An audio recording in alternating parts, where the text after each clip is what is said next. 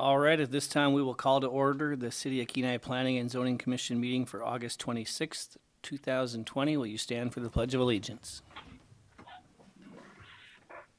I pledge allegiance to the flag of the United States of America and to the republic for which it stands, one nation, under God, indivisible, with liberty and justice for all.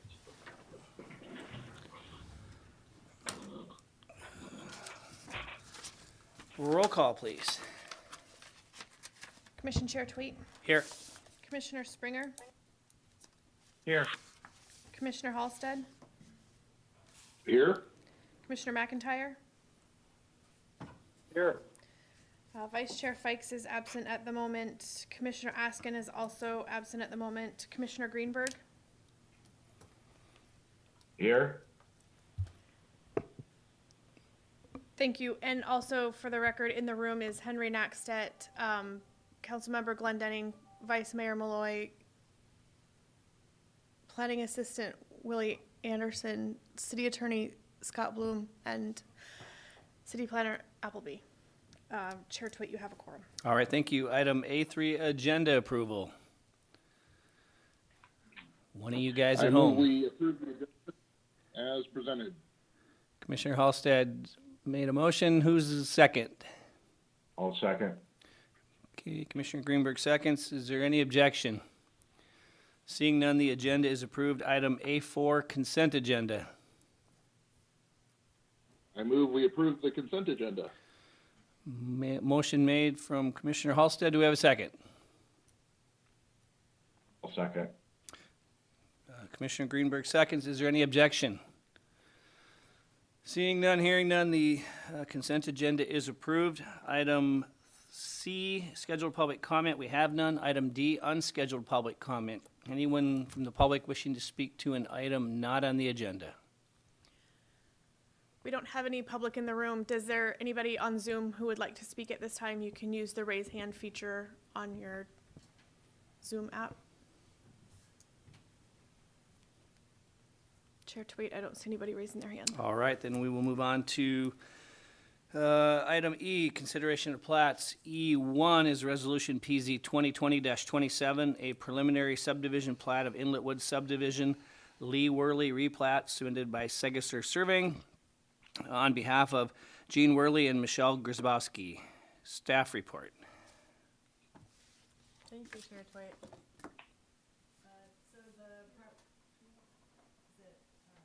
I forget if it's red or green. So this plat is just removing a lot line between two adjacent parcels.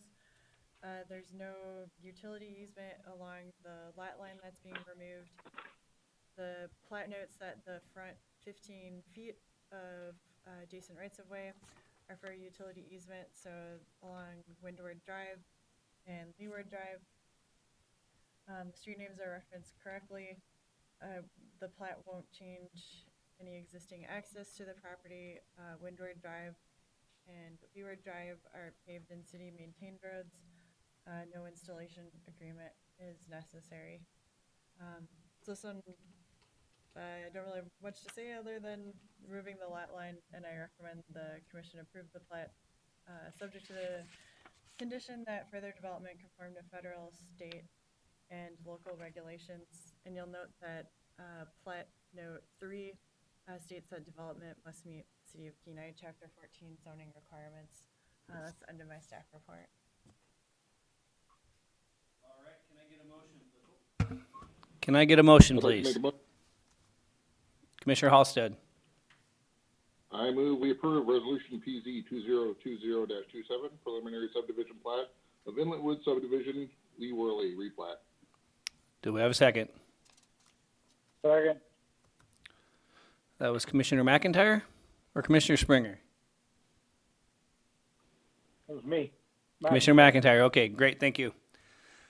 All right, we'll open it up for public testimony. Anyone wishing to testify to PZ 2020-27?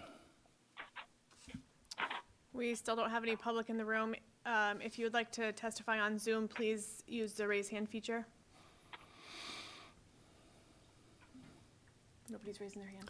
All right, seeing none, we will close the public hearing, bring it back to the commission. Is there any discussion? Seeing none, hearing none, we will call the roll, please. Commission Chair Twait, Yes. Commissioner Springer, Yes. Commissioner Halsted, Yes. Commissioner McIntyre, Yes. Commissioner Greenberg. Yes. Motion passes. All right, takes us to item F, public hearings. F1 is Resolution PZ 2020-21. It's an application for a variance permit to reduce the setback requirement from 150 feet to 75 feet pursuant to Kenai Municipal Code 14.20.255C 4K for the property located at 6576 Kenai Spur Highway and described as Lot 15, Block C, Beaver Creek, Alaska subdivision. Staff report. Thank you, Chair Twit. So, the request is for a variance from, sorry, I keep mixing it up because it's red on the mics up there. Just let me know if that happens again. So this permit is requesting a variance from the setback requirements for communication towers. This parcel is within the general commercial or CG zone of the city. It's off of the Kenai Spur Highway. So a communication tower within that zone is a permitted use. There is still an administrative permit that would need to be given for the actual tower. So you'll see in the application materials, I still included that because the applicant went through those when submitting their plans for the tower. So if the commission approves this variance in the setbacks, then it would be an administrative permit, and then they would be able to construct the tower. So just background on the code. So tonight we're not deciding on if they can build the tower or not, since that's already a principally permitted use in the zone. We're deciding if the commission would like to grant a variance permit on the setback for the tower. Setback requirements are for communication towers they are supposed to be equal to the height of the tower. The applicant would like to build a 150-foot tall tower, so that would mean they would need a 150-foot setback on all sides of the parcel. This parcel is 200 feet in width. It's a little greater in depth. I had another sheet. Yes, 275 feet in depth, so that's why they're requesting the variance, because they couldn't meet the 150 feet on all sides. So I went through the variance code as we've done for other variance applications.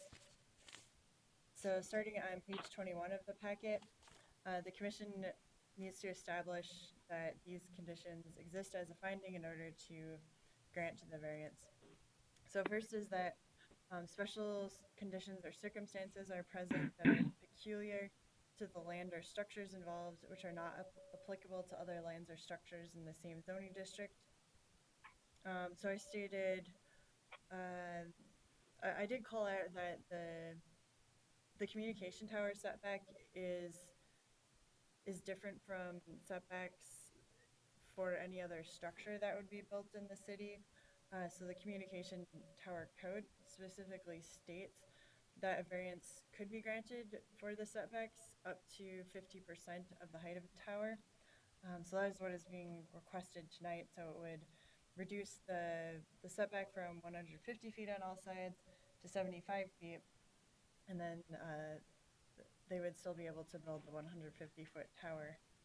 So I did call out that code in this case specifically points to a variance, since I think the intent was in writing that code that they foresaw this might end up need to be requested. So the lot to the east is owned by the Homer Electric Association. There's already infrastructure on the parcel. The parcel to the west is owned by the state of Alaska and is vacant. I noted a couple other industrial or telecommunications uses, or well, Pickle Hill Broadcasting as radio, and then Morgan Steel. The city of Kenai has our wellhead and water line utilities. So I was trying to point out here that there aren't residences. It's in this area of the city. It's an area where utilities and some commercial enterprises are located. So I felt that one was met because I thought the communications tower variance pointed out, and that it's fits in with these existing utilities.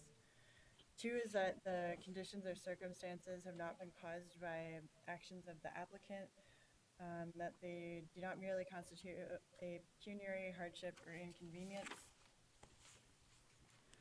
So the applicant noted that if they had to adhere to the setbacks in code, they would not be able to build a 150-foot monopole. The applicant stated that they need this 150-foot tower in order to encourage co-location of communication infrastructure. Verizon would be the first carrier to use this tower. Verizon is unable to locate on an existing structure within the city. And so then the hope is after Verizon is on here, then other carriers would also use this tower in place, and that is also a unique circumstance. 3 is that the granting of the variance does not authorize a use that is not principally permitted. This use is within the general commercial zone of the city, or CG. 4 is that the variance is the minimum variance that provides for the reasonable use of the land or structure. So here, that 200-foot width, I think is illustrative of why I think this condition is met. So the applicant needs, for certain below 100 feet, in order to put the tower. And so the area they've outlined, they would still have between 0 and 20 feet of play on each side, if that makes sense. I thought about even just drawing it out with the numbers, but it would still give them a little bit of flexibility in how wide the base of the tower had to be in their design. But they definitely couldn't build their tower. I don't think they could build it unless they had 75 feet, and it's really close. I suppose it was really close, and I was trying to map out if they could get any smaller, and I thought it was reasonable, where they could have a few feet of play as they're still finalizing the design and to place it in the best area to screen it on the parcel. But I didn't feel that a lesser variance from the setback would help them build this 150-foot tower. And then 5 is that the variance is not based on other non-conforming land uses or structures within the same land use or zoning district. It's not. There's no other towers owned by Verizon in Kenai, and I didn't know of any other structures that had a variance like this. So I felt it met the criteria for issuance of a variance permit, subject to the following conditions, and that is further development conforms to federal, state, and local regulations. And then 2 is they would need a building permit. 3 is that they would get the administrative communications tower permit from the city planner. And also note just one thing with the building permit. So that would evaluate the engineering of the tower. The tower would be engineered to crumple upon itself. It's most other tall structures, like if you think of a skyscraper, like it's, because I did think of that, like if it would fall over on the lot line. So there is an 8-foot fence, but it also would be really unlikely to just fall over because it would be designed to crumple upon itself. So I just wanted to point that out. as well in the evaluation for this request. And I'll also note that Tammy Drew is representative of the applicant, and she is on the phone call if the commission has questions of her directly. That is the end of my staff. Yeah, maybe let's give her the opportunity to talk as we have to other applicants in the past. All right, let's start by getting a motion on the floor, please. I'd like to make a motion. Commissioner Halsted. I move we approve resolution PZ 2020-21, applicant for a variance permit to reduce the setback requirements from 150 feet to 75 feet pursuant to Kenai Municipal Code. Do we have a second?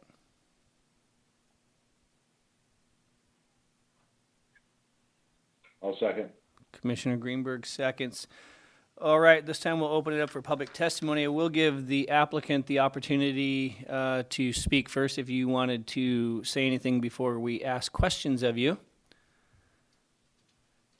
Well, I just want to thank Elizabeth for all of her help. She presented that very well. We actually talked today, and yes, the tower would be designed to collapse on itself. It would be the top part of the tower would be the only thing that wouldn't be able to, because it will be in pieces. And it would kill the site. We would not be able to build a tower if we can't get the variance. So that's all I have for you. All right, we will see if there's any questions, but we will see if there's anyone else that would like to provide any public testimony. We have no other members of the public. All right, seeing none, then we will close the public hearing, bring it back to the commission for discussion. Any discussion? I would just like to comment. I think that this is a great opportunity for infrastructure and data communications, telecommunications in Kenai Peninsula. I think a tower of this size is going to lend itself to, improved connectivity with anybody that's on there, whether it's GCI, Verizon, ACS, Spitspots, any of those vendors would be. This is a great spot, and I think page 46 in our packet kind of demonstrates the infrastructure that it's sitting up against. You look at, we got massive power and other communication lines that are running right in that area. I mean, as far as finding a good spot for it, it's a pretty good location, and I think it should be a win-win for us. All right, thank you. Anyone else? Yeah, I have a comment. Commissioner McIntyre.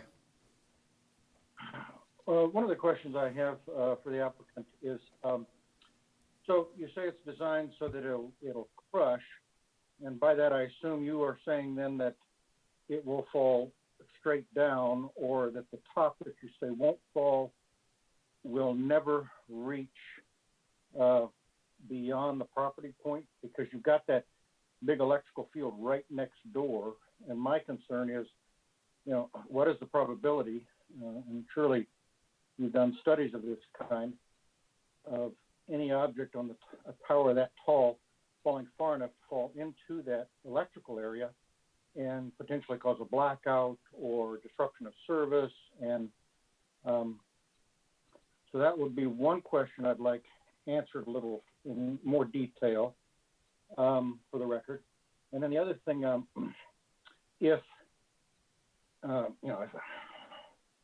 the earthquake or something were to happen, and we know that even with our best engineering, sometimes it fails in the face of an earthquake, and you get some sort of debris or something that falls into that electrical field, since you're right next to it, and it does cause a blackout or causes problems that have to be repaired. Does the company have the financial wherewithal to cover the liability of all of the ramifications and domino effects of that? I guess primarily because I'm concerned about the safety of Kenai residents, their ongoing access to electrical power in the event of a disaster like that. So I understand. So it's highly unlikely that it would ever fall down. It will be built with a foundation, kind of the standard foundation is about 30 feet deep of concrete. And I don't have like numbers as to over the years if any have fallen down, but in the location that it's in, and considering the foundation that it will have, and also with the engineers designing it to collapse on itself, I'm confident that it would stay in the parcel that it's in.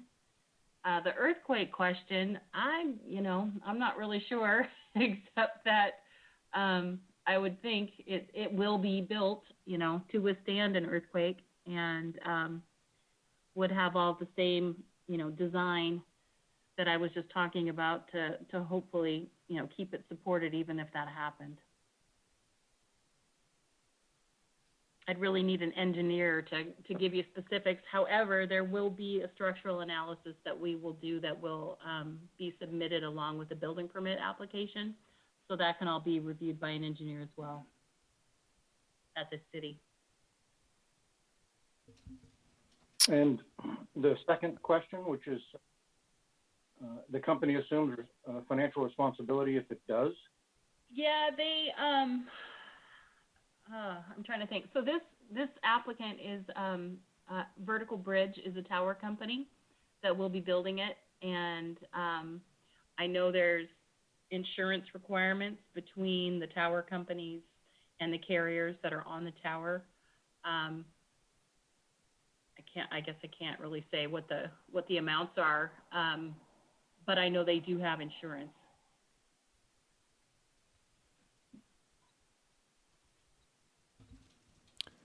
Does that take care of your questions, Mr. McIntyre? Let's see. I'm looking at this. So, explain to me.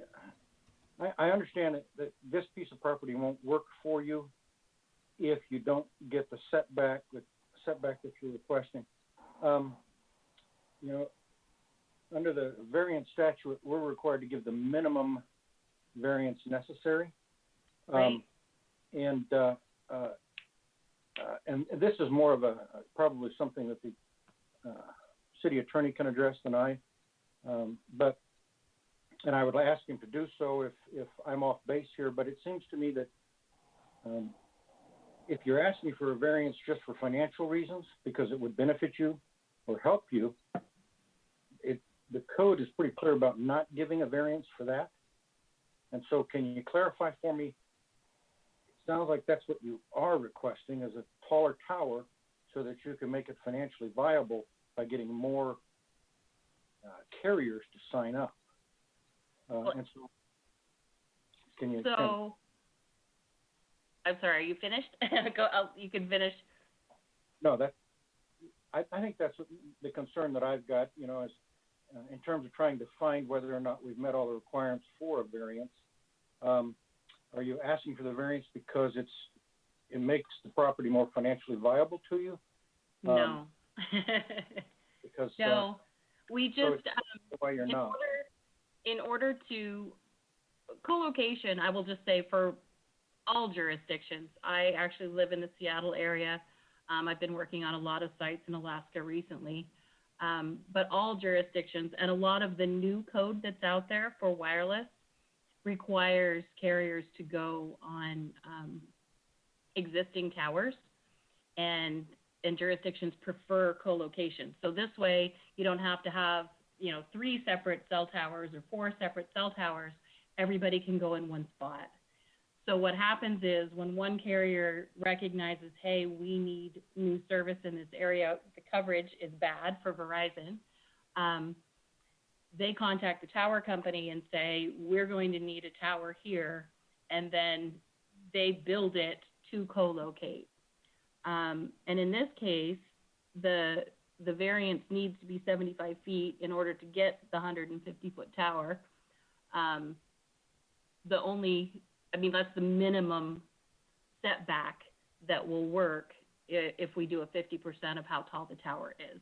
So that's why we're asking for the 75 feet.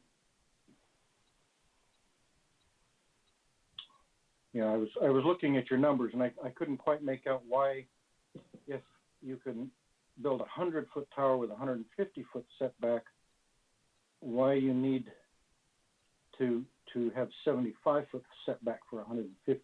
Well, a 100-foot tower would be a 100-foot setback. It's one to one. So the 150-foot tower doesn't fit on that lot because it's only 200 feet wide. So the 150-foot tower requires the variance to drop 50% to give us the 75 so that we can still fit on the lot. So that you can fit on the lot. I see.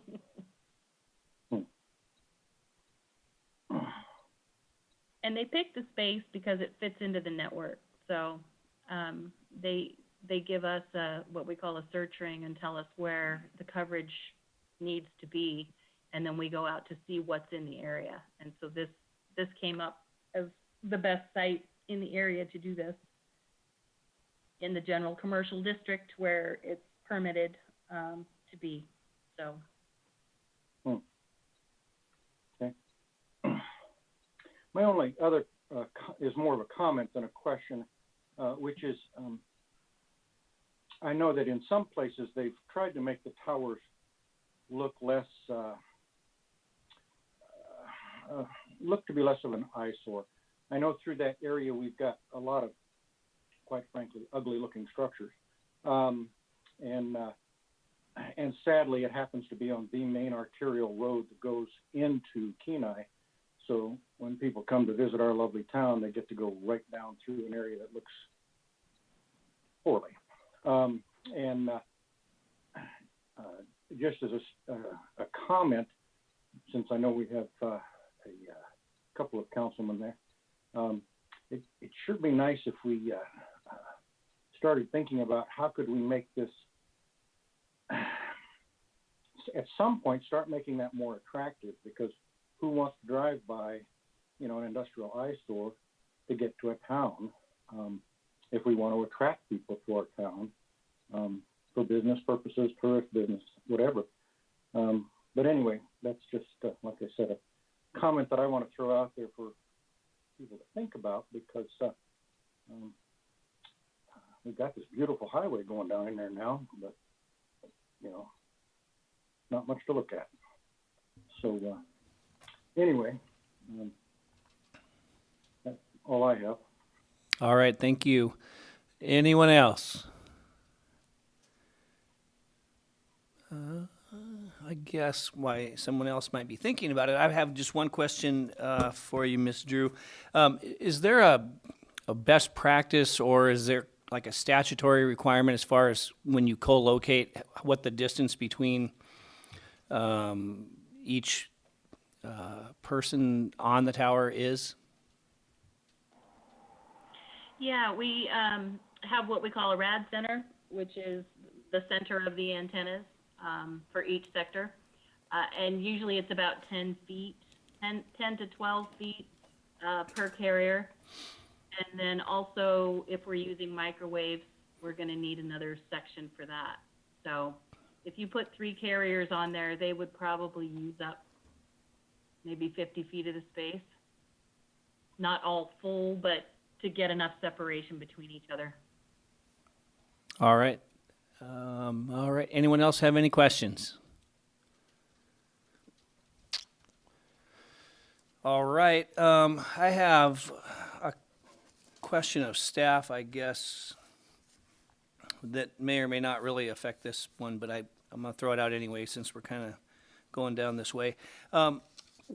Would it be possible, looking at the surveyor's plats, and when we go to this reduction by 50%, it doesn't appear that they are required to locate anything on the adjoining properties. So we don't know, I don't think, exactly how close something might be on an adjoining property. Could that be something that we have, even if it's just a note saying there's no buildings within that distance, the 150 foot or whatever the required setback is, which would be the 150 feet on there, just because I think it would put people's minds at ease knowing that even if it did fall all the way down, which we don't appear that it's very likely to happen, that we wouldn't be hitting an existing building. I know none of the adjoining property owners commented anything concerned about that, but I assume they're not required on their applications to locate adjoining structures, but maybe just a note for future, or if you have any information to share with that. Chair, wait, so it's a question for staff. So page 47 has the aerial imagery, so it shows directly to the east is the Homer Electric parcel, and then the other parcels are vacant. I suppose if you wanted to add a whereas clause to support the rationale, because that's kind of what I interpreted as maybe you wanted to add as a supporting reason for granting this variance, or maybe you're suggesting a future, it would be a code change if you want to require that. Well, yeah, like I said, I guess I'm most concerned with Commissioner McIntyre's concerns that if it fell completely down and stayed intact 150 feet tall, is it going to hit these transmission lines and that kind of stuff, or is that something that we really don't have any fear of? And if we could just have that be part of the application when they're granting that, I think it would just set everybody's mind at ease regarding it, so. That's all. Anyone else? Last chance for any kind of comments or questions. All right, seeing none, please call the roll. Commissioner Springer, Yes. Commissioner Halsted, Yes. Commissioner McIntyre, No. Commissioner Greenberg, Yes. Commissioner Chair Twait. Yes. Motion passes. All right, thank you, Ms. Drew. Appreciate your testimony. We will. Thank you. I appreciate your time. All right, thank you.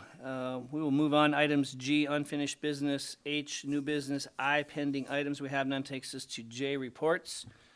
J1 is, well, we're kind of backwards here. We're going to, Mr. Chair, was there a 15-day appeal period oh, on that? I think there you would usually- be thank you, sir. Well, we'll have to let her know by phone.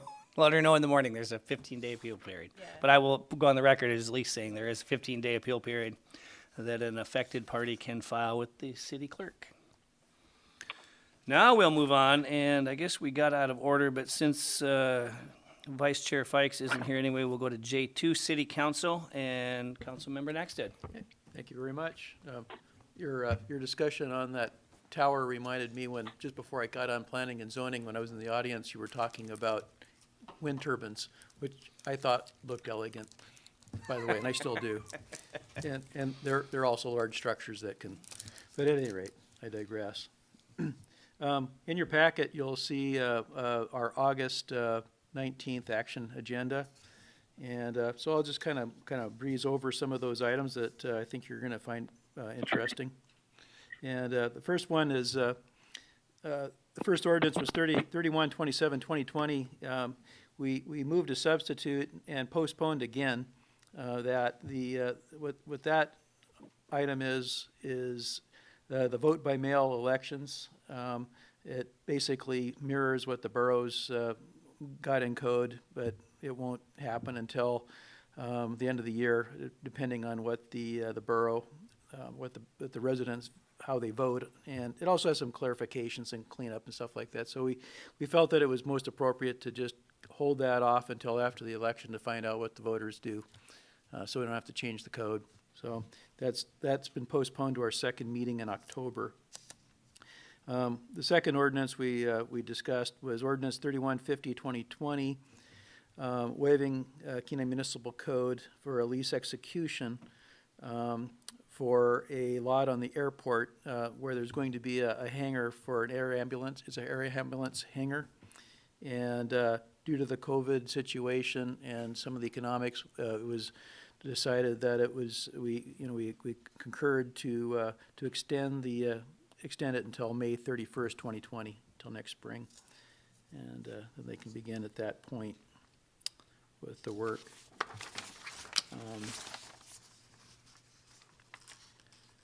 We accepted and appropriated a grant from the National Marine Fisheries Service, pass-through, and we have some insurance money to repair dock damage from the 2016 and 2018 earthquakes that we had. That's ordinance 3154/2020. And so hopefully that work will begin fairly soon, as soon as we can get that on the street. We also approved Resolution 2020-68 declaring a 10-foot utility easement adjoining the southern boundary of Lot 4, Eventer, if I pronounced that correct, subdivision, and a 10-foot utility easement excluding the west 10 feet adjoining the boundary of Lot 5. And well, at any rate, we approved the removal of those utility easements. That's a plat that this commission reviewed earlier as not needed. The city manager, we authorized the city manager then under Resolution 2020-69 to enter into a design agreement with the Department of Army for the design of the Kenai Bluff Stabilization Project. And we expect that to be signed here in the next week or so. And what that does is it will allow the city to begin the design of the bluff stabilization project in accordance with the core standards. We have funds for that, some state grants available. We've appropriated $1 million for that work, as a matter of fact. So we can get that hopefully completed here in the next year or so. So then we can start seeking for funds for actual construction on it. So that was kind of the big news on that. We also had a discussion item at the end of the meeting with the city manager regarding response to Governor Dunleavy's local mitigation level recommendations. And we considered a joint work session with the city of Soldotna to discuss that. And primarily what we discussed was the city of in Southeast, help me here, Ketchikan, thank you. Actually prepared kind of a matrix web page that to some depth that you know, kind of describes the risk level that the city might be experiencing, and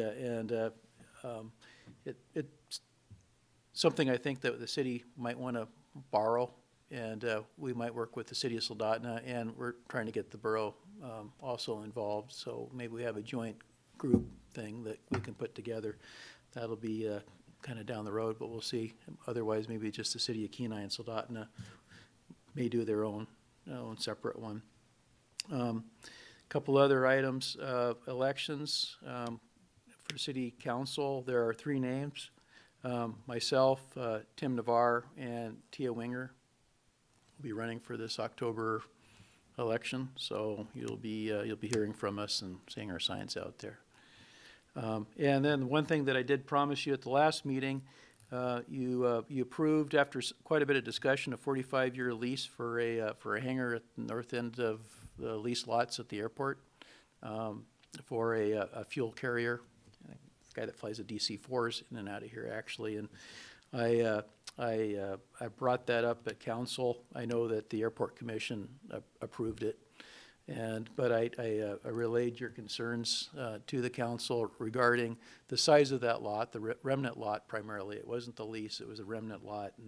And what the city manager is planning on doing is, since there's a subdivision happening there anyway, and the remnant lot got moved actually to the north side of that lease rather than the south side like it was shown depicted in your packet. But at any rate, that it abuts a much larger city-owned airport-owned property there, so the subdivision could and most likely will encompass some of that. So that lot will be, the remnant lot will become larger and be more viable for an aviation use up there. So I appreciate the input you guys had last time. So that was very helpful, and it'll get taken care of. So that's all I've got. You have any questions of me?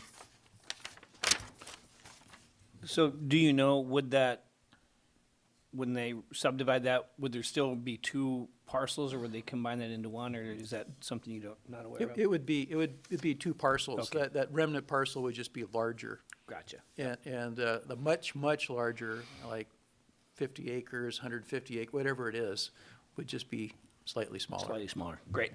Okay. Anyone else have any questions for Councilmember Nexted? All right, seeing none, we will move on to administration. Ms. Appleby? I can say, just circling back to borough planning since, Councilmember Fikes is not here. The packet on page 53, just references that the Eventer subdivision. We can't hear you. Oh. Sorry.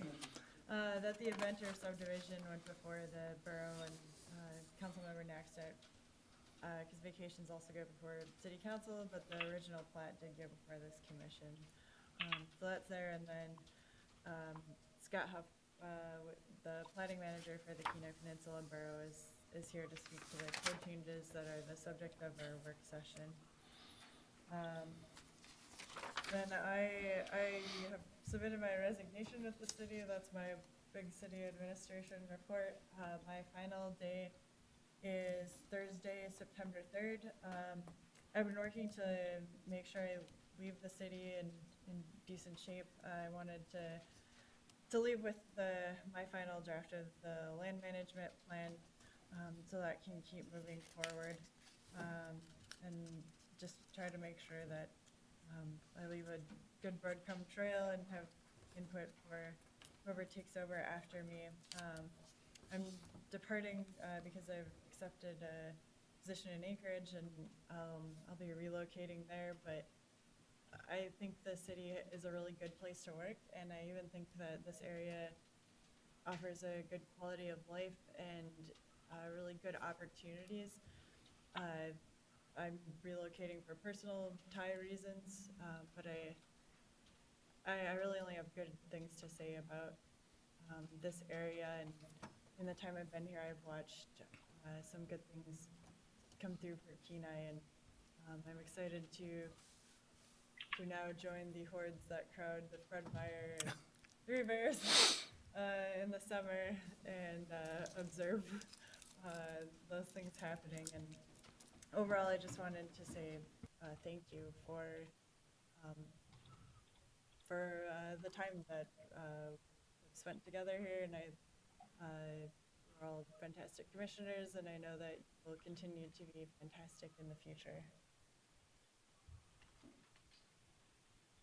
All right, well, I will go first and say you'll be sorely missed and wish you good luck in that city. Anyone else have any questions for Ms. Appleby or comments?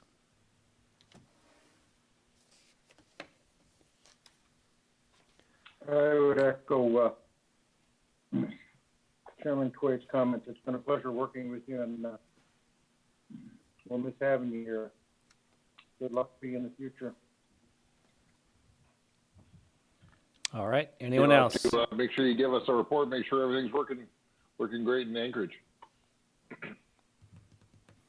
Are you working in Anchorage, or are you just relocating too? I'm both.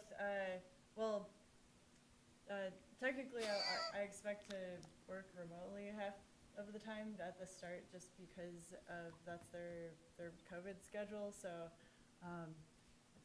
I will be moving there, but initially I'll still be around here half of the time, just because I'll be working remotely and I still have a place down here. But eventually that's my intent. Yeah, is to fully relocate and work in and live in Anchorage. Well, maybe you can show them how Kenai does it. That way they can do it the right way. I will. All right, I believe we will move along here then. Item K, additional public comments. Anyone wishing to come forward and speak? Council Member Malloy. Thank you, Mr. Chair.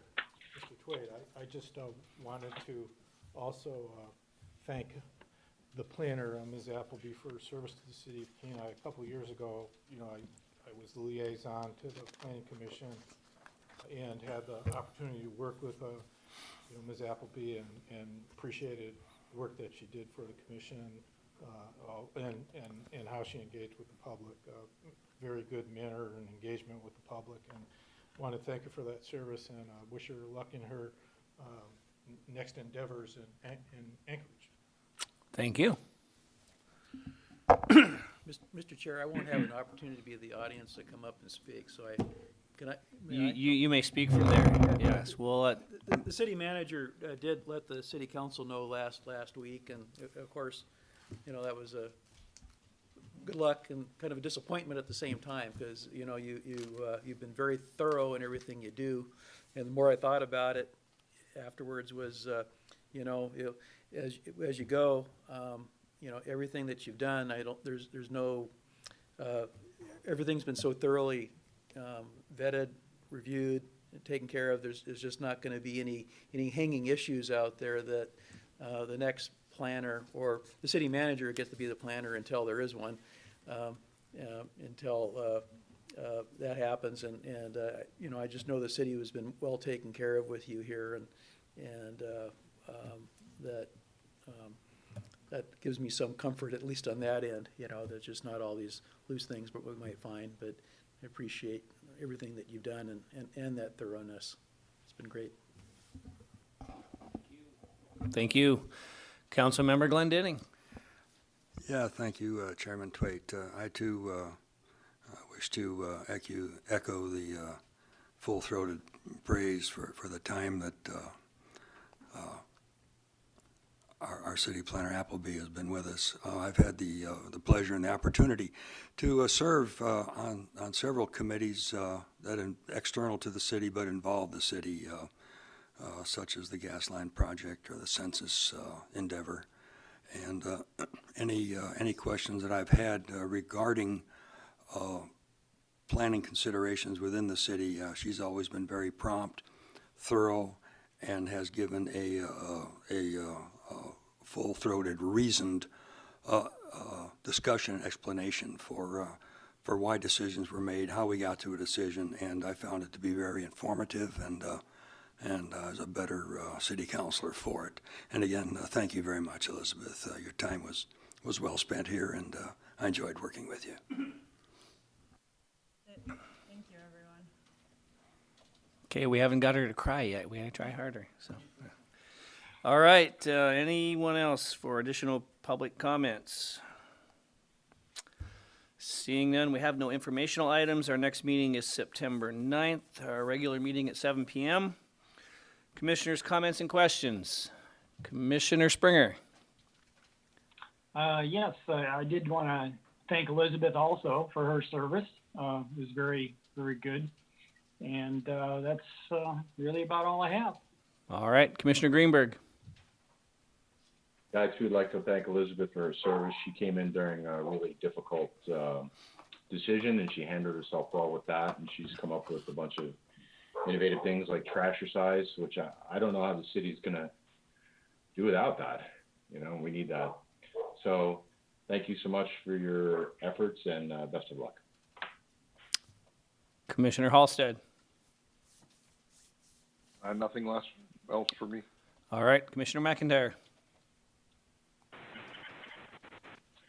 I would like to say, especially, I agree with Commissioner Max. We're having a little trouble hearing you. I'm not sure why. I'm not. There we go. That's better. Hear me here? That's better. Not sure what's going on there? Anyway, well, I don't like the look of cell phone and communications power. I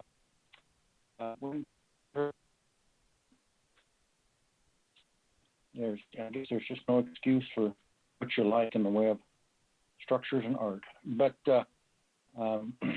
anyway, the other comment I would like to make is that I have found that Elizabeth and Willie extremely well as a team, and I think it should be said that while we will miss you, Elizabeth, you've done an excellent job working with Willie, and that she, is quite able and capable of, helping out and will help out in your absence. So anyway, she's kind of an unsung hero there, but I think you're both just top.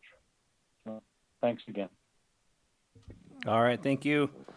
And with that, I have nothing else to add. With business complete, the meeting is adjourned, and unless somebody has a reason not to just go right into the work session, we will go into the work session. Everybody's okay with that? Oh, hang on 1 second.